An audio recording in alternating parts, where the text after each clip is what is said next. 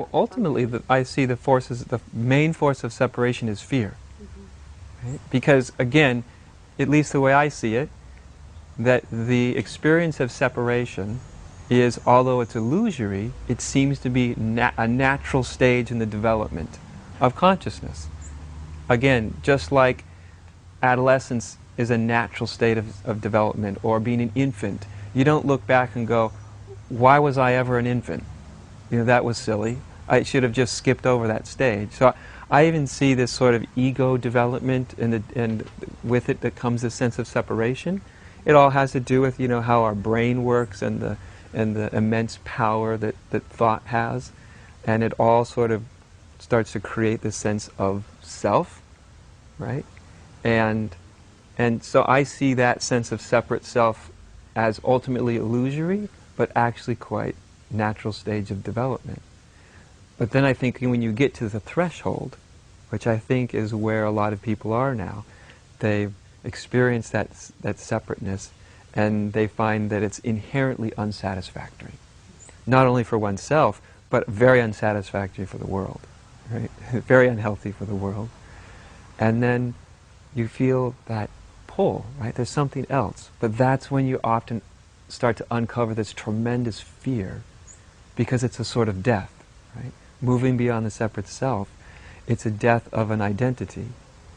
And on the level of thought, it's like it's a death. It's very abstract to talk about it or describe it. But when it starts to happen to you, and you literally feel like you're going to die, or you look in and you see the emptiness of a separate self, and it sounds very spiritual, but when you actually see it, it can really be quite terrifying, quite shocking. Like, my God, the person I thought I was isn't here. And so I think there's this great, for a lot of people that I talk to, this great fear of non-existence. That's part of the irony, is we have to come to true existence through the doorway of non-existence, of our own separate non-existence. And that's very, very, very frightening. And so we distract ourselves. I mean, and the world, you know, the world we've created is a perfect world in which we can distract ourselves with endless amounts of entertainment, you know, trivialities. And when you get down to it, really, usually it's sort of this deep fear of initially realizing I don't even really know who I am. I just really don't know who I am. You know, most human beings, they really don't know who they are. And then, on top of that, then there's the fear of there's that fear of meeting that existential emptiness or non-existence, because that's the doorway. You have to realize you can't manage it, because that's what the whole world's doing. It's basically trying to manage fear. And I think a lot of people don't know the extent to which fear operates in their life, because there's some people that don't feel like an obvious fear. You know, they don't walk around feeling really fearful. But if you really look at it, you know, why is it that we human beings are looking for those little moments of approval? Why are we looking for love everywhere? Why are we looking for agreement, to be noticed, to be, you know, and when you look really inside of those, there's many psychological reasons, but at the root, it's always fear. Because if I don't get approval, if I don't get acknowledgement, if I don't get this, if I don't get that, I will die. I won't exist.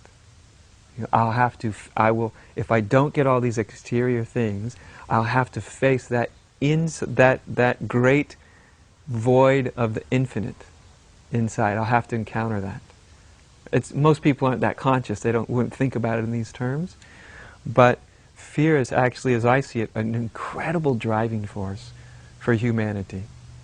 You know, and we see this on the deep spiritual level and on very exterior levels. You know, I think to find where the love is, or where the hope is in it all, also we have to see that even the things we do to make things better often are motivated by fear too.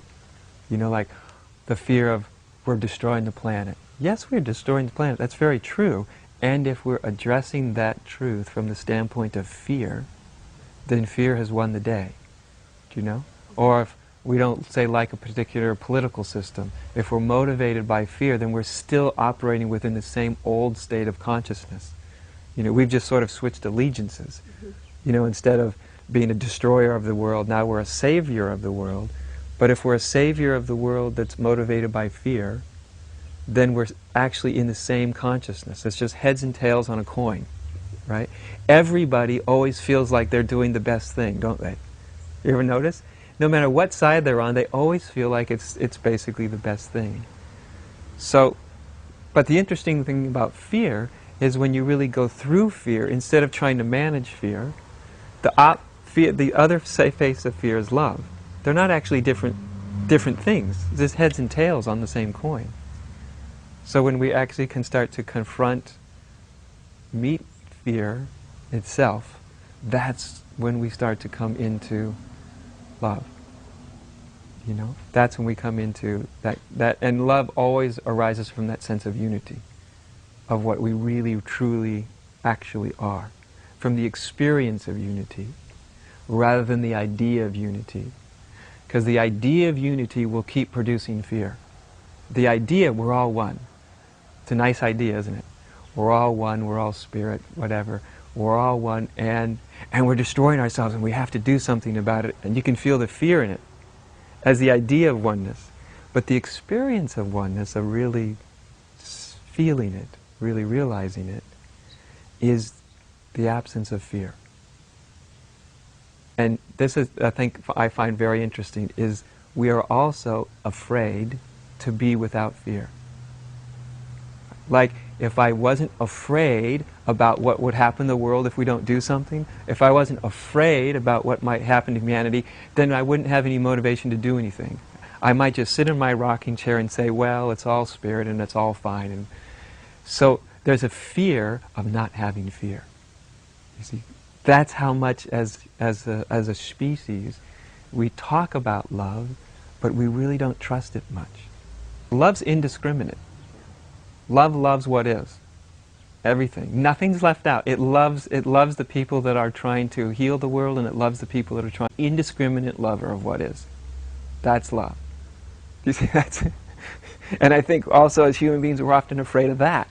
Like, well, if I really love everything and everybody, including the people who are destroying everything, and of course the people who are destroying everything are you and me.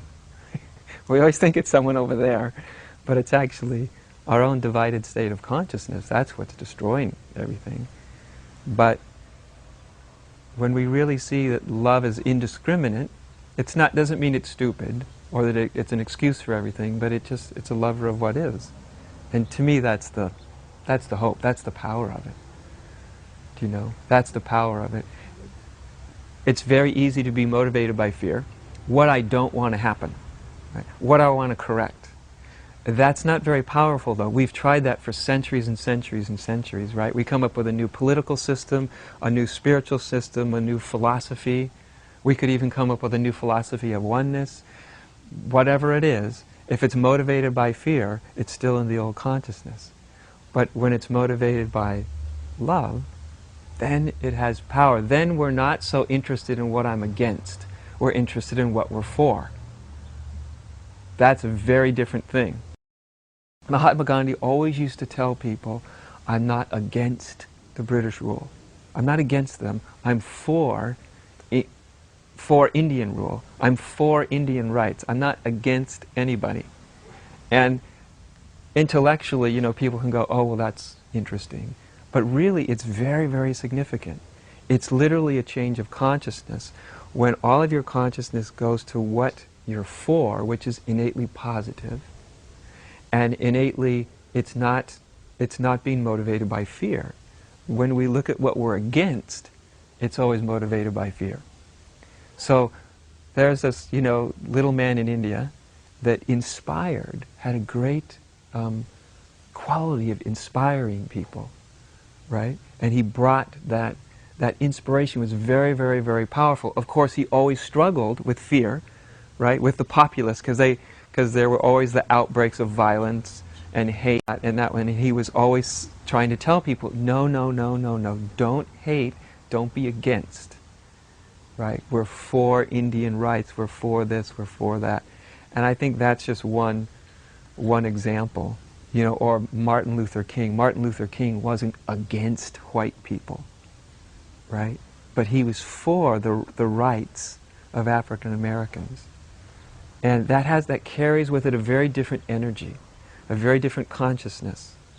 On the surface it may not look as powerful because we're not going to battle, we're not yelling, we're not screaming, we're not going to wars with people.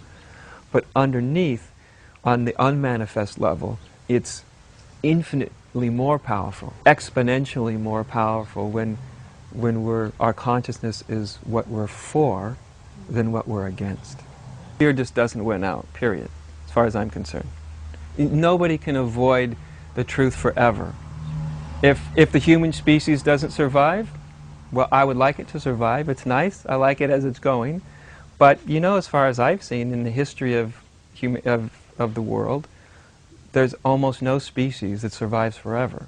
And if we don't do the job, if our consciousness doesn't evolve, life or existence will just go, well, that didn't work too well, you're out.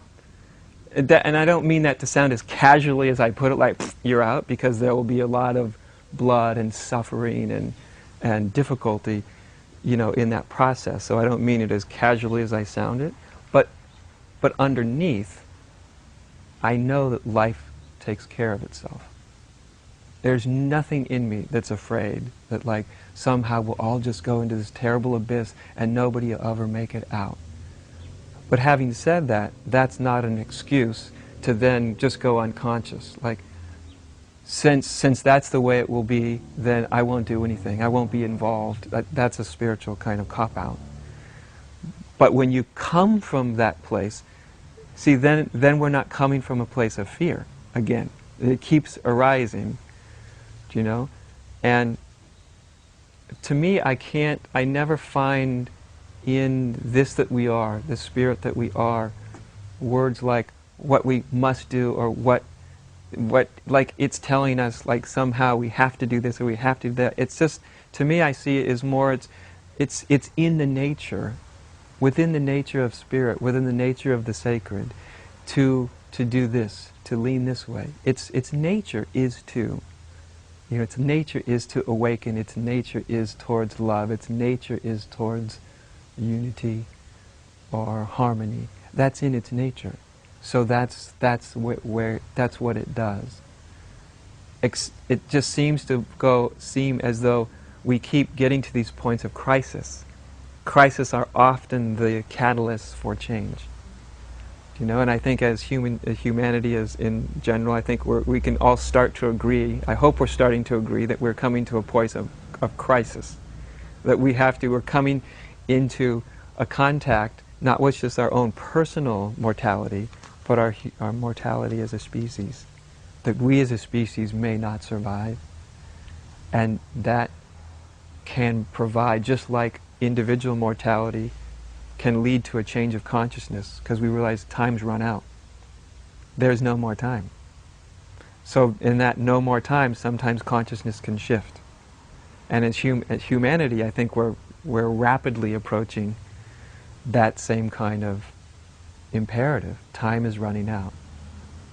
And so quite naturally, there's tremendous pressure on humanity, on humanity's consciousness right now. We all feel it, right?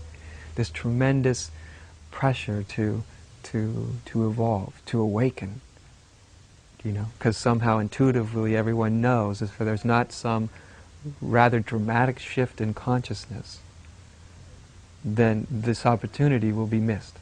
Because there is the personal. I would love this transformation for my children and for all other beings, and, you know, for personal. But that's kind of the point I think I was trying to touch on, although not as succinctly as maybe I could have been. That point where that desire or that impulse has to transcend our personal concerns, even the personal concerns for the future of my children. In other words, it has to include maybe that we don't know what's the best thing. Maybe the best thing is that we don't survive as a species. Maybe that's, and what it's possible. See, because until everything is possible,